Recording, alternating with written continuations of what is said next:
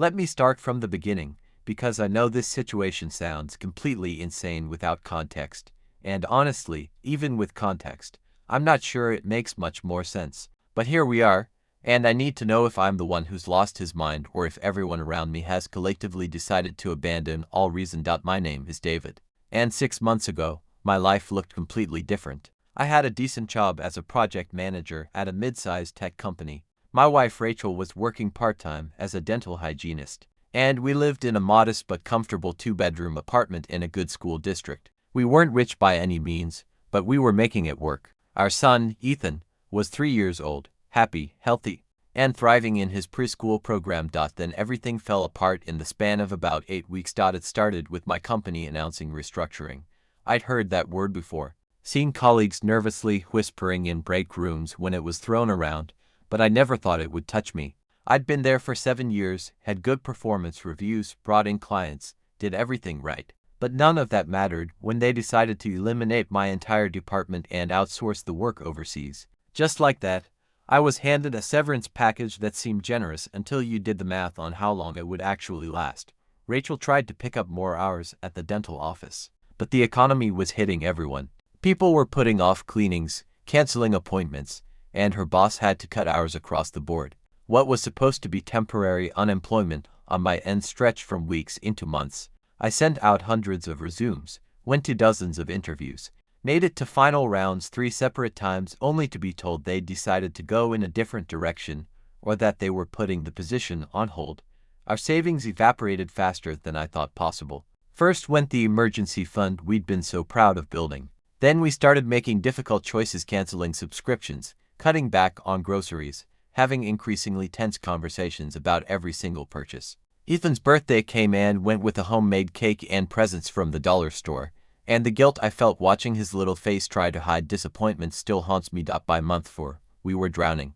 The rent was due, and we simply didn't have it. We'd already talked to our landlord twice, begging for extensions, making partial payments, promising the rest would come. He was sympathetic at first, but this was his business, and he had his own bills to pay. He gave us 30 days notice to vacate. I remember the night we got that notice. Rachel cried for hours, curled up on our couch that we'd spent weeks picking out when we first moved in, the couch we'd have to leave behind or sell for pennies because we couldn't afford a moving truck. I sat there feeling like the biggest failure in the world, unable to provide for my family, unable to fix the situation, unable to do anything but watch everything we'd built crumble around us. That's when my mom stepped in.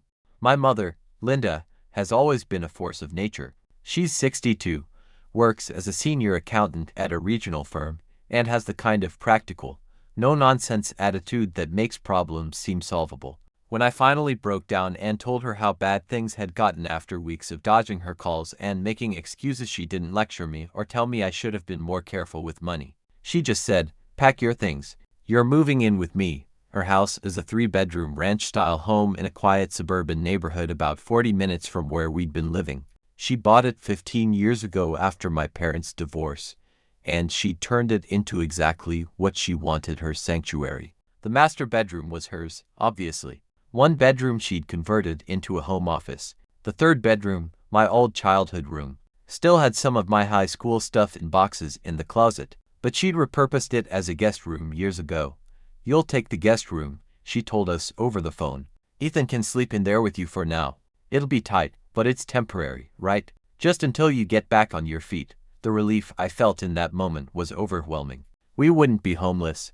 Ethan wouldn't have to change schools or lose stability. We'd have a roof over our heads, food to eat, and most importantly, time to figure things out without the constant panic of immediate financial collapse. Moving in was humbling in ways I can't fully articulate. I'm 34 years old, and here I was, moving back into my childhood home with my wife and son, our belongings fitting into a dozen boxes and suitcases because we'd had to sell or donate almost everything else. Rachel put on a brave face, thanking my mom profusely, promising it would only be temporary, insisting we'd contribute however we could, and to her credit, my mom was incredible about it. She never made us feel like burdens. She helped with Ethan constantly, picking him up from preschool on days when Rachel and I were both job hunting or dealing with the mountain of paperwork that comes with financial catastrophe. She cooked family dinners and insisted we eat together. She made space in her home and her life and asked for nothing in return except that we get back on our feet and stay positive. For the first few weeks, it actually felt okay. Cramped, certainly, and there were adjustments. Sharing one bathroom between 5 people isn't ideal, and Ethan had trouble sleeping in a new environment, but it was manageable. Rachel found a new position at a different dental office with better hours. I finally landed a job, though it paid significantly less than my previous position and required a longer commute. We were climbing out of the hole slowly but surely. Then there was Brian. Brian had been dating my mom for about 2 years before we moved in. I'd met him a handful of times at family gatherings and holidays, but I couldn't say I really knew him. He was 58, retired early from some kind of sales career, divorced with adult children he barely spoke to. He was friendly enough in small doses, told decent jokes. Asked about Ethan, seemed to make my mom happy. What I didn't realize, because my mom had been weirdly vague about it, was that Brian had essentially moved in with her about 6 months before our arrival. He kept his own apartment, she said, but he was at her place most of the time. When we arrived, it became clear that most of the time actually meant always, and his apartment was more of a storage unit for belongings he didn't want to part with. This added a complicated dynamic I hadn't anticipated. It wasn't just my mom's house anymore. It was their house, and Brian, while never outwardly hostile, made it clear through small actions and comments that he considered himself an equal stakeholder in the household. He had opinions about where we parked, how long we spent in the bathroom, what we watched on TV, nothing aggressive, just enough to establish that this was his territory too. Rachel noticed it before I did. He's very present, she said one night as we were getting Ethan ready for bed in our cramped room. Like, I went to make coffee this morning, and he was already in the kitchen and kind of gave me a look like I was interrupting his routine. He lives here, I replied, defensive of my mom's choices even if I didn't fully understand them. We're the guests. I know, Rachel said quickly. I'm not complaining. I'm just observing. But she was right. Brian was very present, and with his presence came his social life. My mom had always been relatively social, but in a controlled way. She'd have book club once a month, occasionally host a dinner party for coworkers, go out with her friend Sandra every Thursday for wine and appetizers. Brian, on the other hand, seemed to treat the house like a permanent hangout spot. He had friends over multiple times a week, usually the same rotation of 3 or 4 guys from his old sales days, smoking cigars on the back patio, drinking beer, watching sports games at volumes that made the walls vibrate.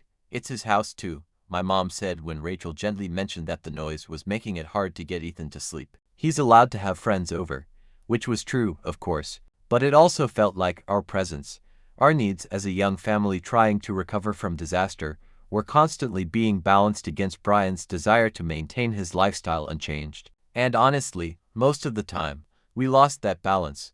The real issue, though, wasn't Brian himself. It was Christine. Christine was Brian's best friend, though calling them best friends seemed odd to me for 2 people in their late 50s. They'd known each other for 30 years, worked together for most of that time, and according to Brian, Christine had helped him through his divorce and various other life crises. My mom seemed to accept Christine's presence with the resigned tolerance of someone who understood that loving Brian meant accepting his entire social ecosystem. The first time I really noticed Christine's quirk was about 3 weeks after we moved in. Brian had a few people over for Monday Night Football, and Christine was among them. She was a tall woman with short gray hair and an intense energy, the kind of person who dominated conversations and laughed loudly at her own jokes. I was in the kitchen grabbing a drink when I saw her pick up a pen from the counter and immediately put the cap end in her mouth, gnawing on it while she talked to one of the other guests. Odd, but not alarming. Lots of people chew on pens. Then she picked up a decorative wooden spoon my mom had in a ceramic holder and started running it along her teeth. Still talking, seemingly unaware she was doing it, then she bit the edge of the granite countertop. Actually bit it, leaving a small mark. Is she okay? I asked Brian quietly. He laughed. Oh, Christine? Yeah, she's always been like that. Oral fixation or something. Don't worry about it.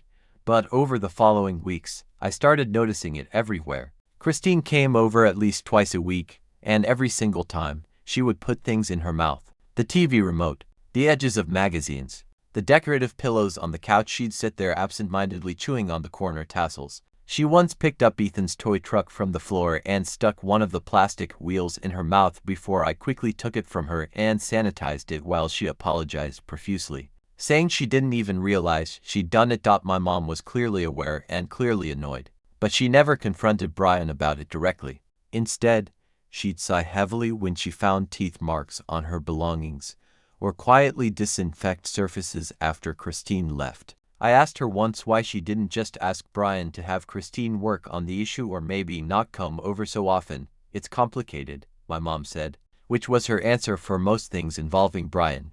She's his best friend. What am I supposed to do, ban her from the house?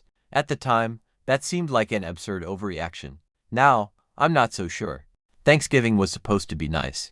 My mom insisted on hosting despite the crowded house, and she went all out: turkey, stuffing, 3 kinds of potatoes, green bean casserole, homemade cranberry sauce, and her specialty, a maple bourbon pecan pie that took her 2 days to make and cost about $60 in premium ingredients. Brian invited Christine, of course. My mom clearly wasn't thrilled but didn't object. Rachel helped with cooking and tried to keep Ethan entertained while the house filled with the chaotic energy of holiday preparation. For a few hours, it actually felt like things might be okay. Like we were a functional, if unconventional, extended family making the best of a difficult situation. Then Christine arrived. She'd brought wine, expensive wine. To her credit, and immediately inserted herself into the kitchen, offering unsolicited advice on cooking temperatures and seasoning. My mom handled it with her usual grace, but I could see the tension in her shoulders, the way her smile became fixed and tight. Dinner itself went smoothly enough.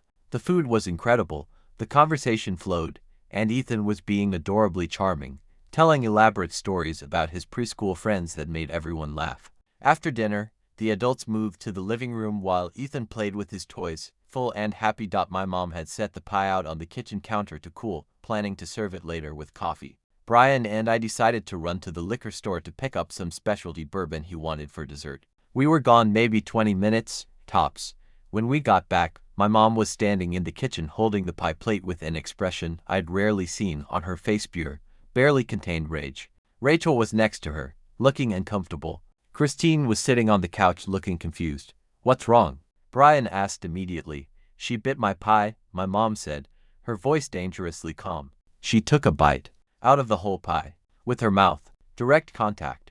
I looked at the pie. Sure enough, there was a clear bite mark taken out of one side, right through the carefully arranged pecans and perfect crust. "Oh my God, Christine," Brian said, but he was laughing, like this was quirky and charming rather than absolutely bizarre.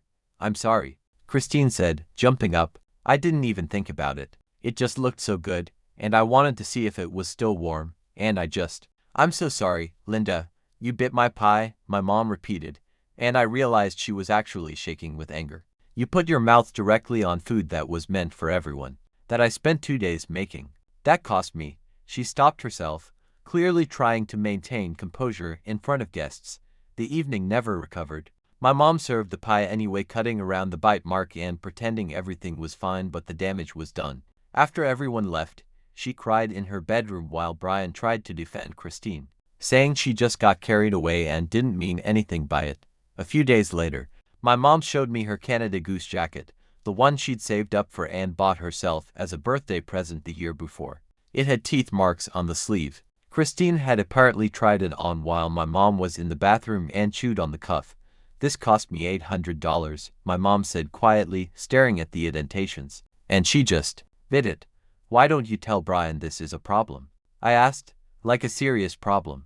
"I have," she said. "He says he's talked to her about it. She has some kind of anxiety disorder, apparently, and the oral fixation is how she copes. He's asked her to be more careful, but..." She trailed off, looking defeated. That's when Rachel decided she'd had enough. My wife is not a confrontational person by nature. She's thoughtful, measured, tends to avoid conflict when possible, but she's also fiercely protective of our son, sometimes to a degree that I find excessive but understand stems from love and worrying. Ethan had been sick on and off since we moved in, nothing serious, just the usual preschool crud, colds and coughs that would clear up and then return a week later with a slightly different presentation. Rachel was convinced the constant parade of guests, particularly Christine and her compulsion to put everything in her mouth, was contributing to the problem. We need to talk to your mom, Rachel said one evening after another sleepless night with Ethan coughing. About what? About Christine. About asking Brian to stop inviting her over while we're living here. I felt my stomach drop. Rachel, we can't do that. It's not our house, it's your mom's house, she corrected. Brian is her boyfriend, yes, but she owns it. And we're her family.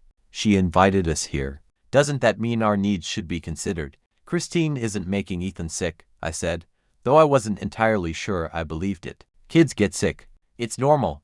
Kids get sick more when they're exposed to someone who literally puts every surface in the house in their mouth, Rachel shot back. It's not just weird, David. It's unhygienic. It's gross. And with Ethan's immune system already compromised from stress and the move and everything else, it's actually dangerous. I knew there was some truth to what she was saying, but I also knew that asking my mom to essentially ban Brian's best friend from the house was a nuclear option. It would cause problems in their relationship, make living there even more uncomfortable, potentially make my mom regret opening her home to us.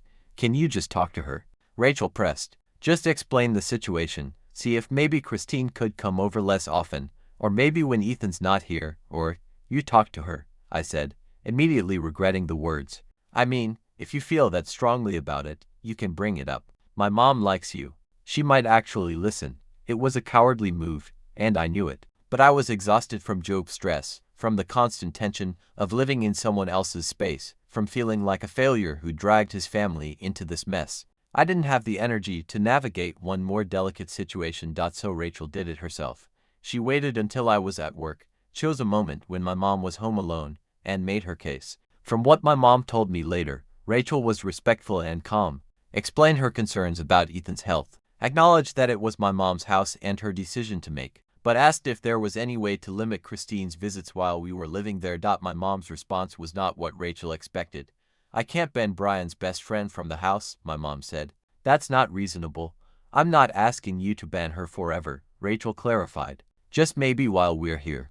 While Ethan's so little and getting sick so often, Rachel, I understand you're worried about Ethan, but Christine isn't doing anything malicious. She has a condition. And Brian has been incredibly patient about having you all here. I can't start making demands about who he can and can't have over. Rachel, perhaps unwisely, pushed back. But it's your house, not Brian's. He's your boyfriend. Yes, but you own this home. Doesn't that mean you have final say? That's when my mom got defensive. That's controlling and weird, she said. I'm not going to dictate Brian's friendships or tell him who he can see. That's not how healthy relationships work. They left it at that, both frustrated, neither satisfied. Rachel told me about it that evening, upset that my mom had dismissed her concerns, hurt that the woman who'd been so generous and welcoming was now drawing lines about whose needs mattered more. I tried, she said. I really did. And she basically told me Brian's comfort is more important than Ethan's health. That's not what she said, I replied, trying to be diplomatic. That's what she meant. The tension in the house became palpable after that. My mom was cooler toward Rachel, less chatty, less involved with Ethan. Rachel withdrew, spending more time in our bedroom, avoiding common areas. Brian seemed oblivious to all of it, continuing to have people over as usual. Then came last Tuesday night, the night everything exploded. My mom had plans to go to Sandra's house for their weekly girls' night. She left around 6, kissing Brian goodbye, reminding him there were leftovers in the fridge if he got hungry. The moment her car pulled out of the driveway, Brian started texting his friends. Rachel and I were in the bedroom with Ethan, who had been fighting a cold for 3 days at this point. Nothing serious, the pediatrician said, just a virus that needed to run its course. But Rachel was on edge about it, monitoring his temperature constantly, using the humidifier, keeping him home from preschool to rest. Around 7, we heard voices in the living room. Brian's usual crew had arrived, 2 guys from his sales days whose names I could never remember, and of course, Christine. Rachel's face fell. He invited her again. It's not our call, I said quietly. Our son is sick. David, she's going to touch everything, put everything in her mouth, and make it worse. You don't know that. But even as I said it, I felt uneasy. Rachel wasn't being irrational. Christine's behavior was genuinely problematic, and having her in the house while Ethan was already sick did seem like adding risk unnecessarily. Rachel made a decision. I'm going to talk to him. Rachel, don't. But she was already out the door. I heard her voice in the hallway, calm and polite. Brian, can I talk to you for a second? I stayed with Ethan, but I could hear everything through the thin walls. Sure, what's up? Brian's voice, friendly enough. I know you like having your friends over, and I respect that this is your home too, Rachel began. But Ethan is really sick right now, and I'm worried about him being exposed to more germs. Would it be possible, just for tonight, to maybe not have Christine over? I know she has that oral fixation thing, and with Ethan's immune system already compromised, I'll talk to her, Brian interrupted. I've already told her to be careful around kids' stuff. I appreciate that, Rachel said, but talking to her hasn't really worked before. Maybe just for tonight, could you ask her to leave? Or maybe you could go hang out at someone else's place. There was a pause. I held my breath. Rachel, Christine is my best friend, Brian said, and his tone had changed, become harder. I'm not going to uninvite her from my home because you're being paranoid. I'm not being paranoid, Rachel said, and I could hear the frustration creeping into her voice. I'm being a responsible parent. Your friend has a problem that creates unsanitary conditions, and my son is sick. That's not paranoia. That's basic hygiene. My friend has a problem. Brian repeated. That's pretty judgmental coming from someone who's living here rent-free. We're not rent-free, Rachel shot back. We buy groceries, we clean, we contribute. And for the record, this is Linda's house, not yours. She invited us. You don't get to make us feel like we're charity cases. You're charity cases, Brian said, and I could hear the smile in his voice, like he was enjoying this. Linda felt bad for you, so she let you move in. That's literally the definition of charity. I should have gone out there. I should have stepped in, defended my wife, de-escalated the situation. But I was frozen, listening, part of me knowing that Rachel was crossing a line but another part of me silently cheering her on for saying things I'd been thinking but was too cowardly to voice. You know what? Rachel said, and her voice had gone cold in a way I rarely heard. You're stupid and childish. It's not your house, Brian. You don't own it. You don't pay for it. You're just a boyfriend who moved in. And honestly, you're kind of a loser who mooches off his girlfriend while pretending you're some kind of king of the castle. Oh no. The silence that followed was deafening. I heard one of Brian's friends laugh nervously. Then Brian's voice came back, and it wasn't friendly anymore. Shut your stupid mouth, he said, each word deliberate and sharp. You want to talk about mooching? Let's talk about mooching. I pay for almost everything in this house. The utilities, me. The property taxes, me. The insurance, me. Linda wanted me to move in here instead of her moving in with me because she's attached to this house, and I agreed because I love her. So don't you dare tell me what is and isn't my house. I heard Rachel make a small sound, almost like she'd been slapped. You're entitled, Brian continued, and he was on a roll now, the words pouring out. You show up here with nothing, take Linda's generosity for granted, make demands about who can and can't be in the house, lecture me about my friendships, and then have the audacity to call me a mooch. You're unbelievable. You're everything that's wrong with your generation, thinking you deserve everything handed to you while contributing nothing. Brian. One of his friends tried to interject. No, Brian cut him off. She needs to hear this. I can have anyone I like over in the house I pay for. Christine is my friend, and she's staying. If you don't like it, Rachel, you're welcome to leave. I'm sure there are plenty of shelters that would take you in. I heard footsteps. Then our bedroom door burst open. Rachel's face was red, her eyes shining with tears. She looked at me with an expression of betrayal and disbelief. Why didn't you defend me? She demanded. I opened my mouth, but nothing came out. He just humiliated me out there, said horrible things, and you just sat here. I was with Ethan. I didn't want to. Bullshit, she said, and she was crying now. You heard everything. You heard him call me entitled, tell me we're charity cases, threaten to kick us out. And you did nothing. Rachel, you called him a stupid, childish loser who mooches off my mom, I said, finding my voice. What did you expect him to do? I expected my husband to have my back, she shouted, then lowered her voice when Ethan stirred. I expected you to come out there and stand with me. About what? I asked, and I was getting frustrated now too. You were picking a fight about something that's none of our business. Their financial arrangements, who pays for what, that's between Brian and my mom. You had no right to bring that up. I had every right to defend myself when he was attacking me. You attacked him first. We stared at each other, both breathing hard, all the stress and fear and resentment of the past months boiling over into this moment. Their financial arrangements are none of your business, I said finally. And honestly, you were being entitled. We're guests here. We don't get to dictate who comes and goes. And you insulted the man who is apparently paying for most of the bills. So you're on his side, Rachel said flatly.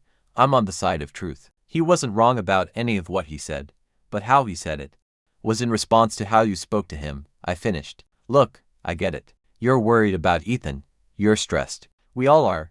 But you can't go around insulting people in their own house and expect them to just take it. Our son is sick, Rachel said, her voice breaking. He's sick, and that woman is making it worse. And no one cares. Not your mom. Not Brian. Not even you. That's not fair, isn't it? She wiped her eyes angrily. You care more about keeping the peace and not making waves than you do about our son's health. You're afraid of Brian. I'm not afraid of Brian, I said, but even I could hear the defensiveness in my voice. Then talk to your mom. Tell her this isn't working. Tell her we need boundaries, that Christine can't keep coming over, no, I said firmly. No, Rachel. I'm not going to my mom and complaining about her boyfriend's best friend. I'm not going to make demands about her house, her relationship, her life. She opened her home to us when we had nothing. She's been nothing but generous. And I'm not going to repay that by making her life harder. Rachel looked at me like she didn't recognize me. So what? We just live like this. Uncomfortable, walking on eggshells, exposing our son to God knows what, just so you don't have to have an awkward conversation with your mommy. Don't do that, I warned. Do what? Tell the truth. You're acting like a child, David. A scared little boy who's afraid to rock the boat even when his own family is drowning. We're not drowning. We have a roof over our heads, food to eat, we're both working again. We're climbing out. We just need to be patient and grateful and not cause problems. Problems, Rachel repeated bitterly. That's what we are to you. Problems. She grabbed her pillow and a blanket from the bed. What are you doing? Sleeping on the floor in Ethan's playroom. I can't be near you right now. She left before I could respond. That was 5 days ago. Since then, Rachel has barely spoken to me. She sleeps separately, takes her meals at different times, spends most of her free time in the playroom with Ethan. My mom has noticed but hasn't said anything, maintaining a careful neutrality that somehow makes everything worse. Brian acts like nothing happened, still having people over. Christine's still putting things in her mouth. And I'm stuck in the middle, knowing that no matter what I do, someone will be hurt, someone will be angry, and there's no clear right answer.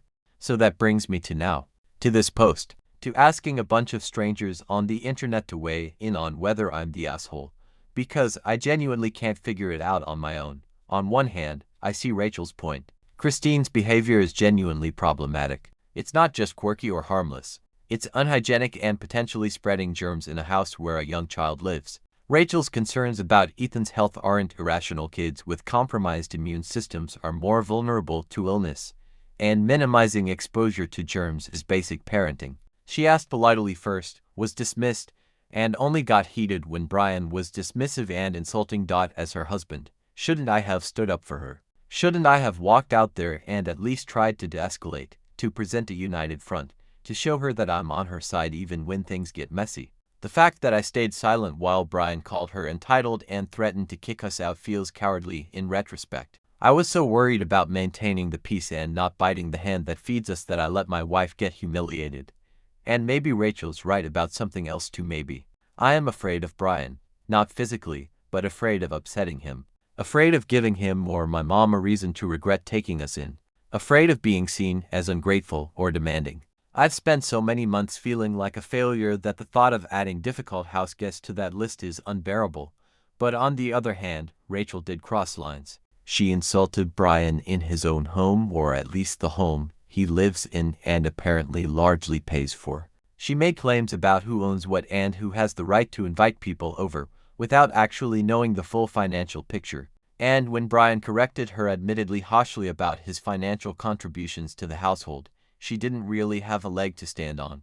The truth is, we are living here as an act of charity. Yes, we contribute where we can, but we're not paying rent or a proportional share of utilities or really anything close to market rate for housing. My mom offered this out of love and generosity, not obligation. And Brian, whether I like him or not, apparently is contributing significantly to the household finances in ways that do give him a say in how the home is run. Is it entitled to move into someone's home and then start making demands about their guests? Is it unreasonable to expect the hosts to change their lifestyle and habits to accommodate us? Where's the line between advocating for your child's health and overstepping as a guest? And there's another layer to this that I haven't fully articulated. I think part of my reluctance to confront my mom about any of this is fear. Not just fear of seeming ungrateful, but fear of what comes next if this living arrangement falls apart. We're still not in a financial position to get our own place. I'm making less money than before, Rachel's income is unpredictable, and rent prices have only gone up since we lost our apartment. If my mom decides we are more trouble than we're worth and asks us to leave, I have no idea what we do. So maybe Rachel's right. Maybe I am prioritizing my own security and comfort over standing up for her and for our son. Maybe I'm using being grateful as an excuse for being passive and conflict-averse. Maybe a real husband, a real father, would have walked out there, stood next to his wife, and said, "Hey, this is getting out of hand. Let's all take a breath and figure this out." But I didn't do that. I sat in the bedroom with Ethan, listening to my wife get torn apart, and I said nothing. And when she asked me why, I told her she was being entitled. Now she wants me to talk to my mom, to address the Christine situation, to set boundaries, and I don't want to. I don't want to have that conversation. I don't want to risk making things worse. I don't want to be the guy who asks for help and then complains about the terms of that help, but I also don't want to lose my wife. I don't want her to look at me with disappointment and see someone who won't fight for his family. I don't want Ethan growing up thinking his dad is a coward who lets people walk all over him and the people he loves.